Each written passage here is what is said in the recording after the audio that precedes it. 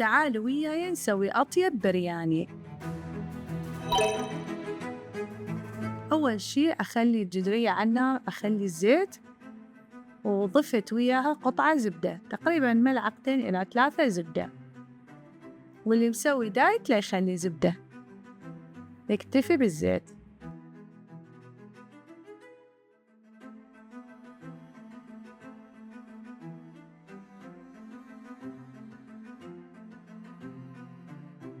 بعدين قطعت بصل ناعم راح أحمسه بالزيت والزبدة.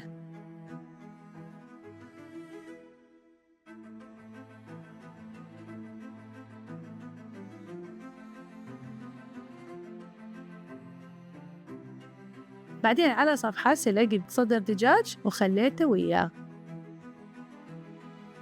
بعدين أكو هذا الكيس الخضروات اللي يكون جاهز، اللي هو جزر مقطع وبازاليا وبوتيتا وياه.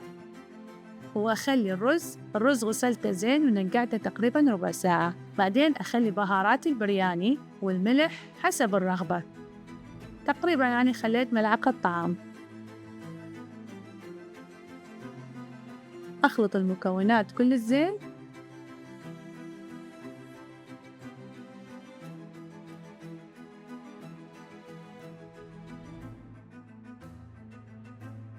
بعدين أخلي مي.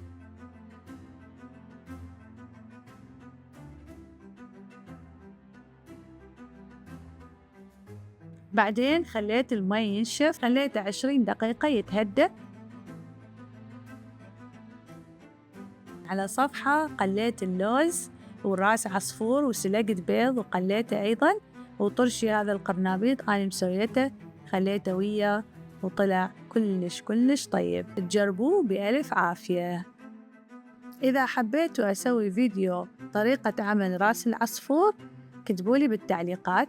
أنا عندي بالمجمدة راس عصفور دائماً يفيدني بهواية أكلات مثل البرياني هسه، وأما أنا أسوي بيه مرقة بوتيتا، أسوي بيه سباكيتي وأخلي بيه ويا الصلصة فوق السباكيتي كلش طيب يطلع.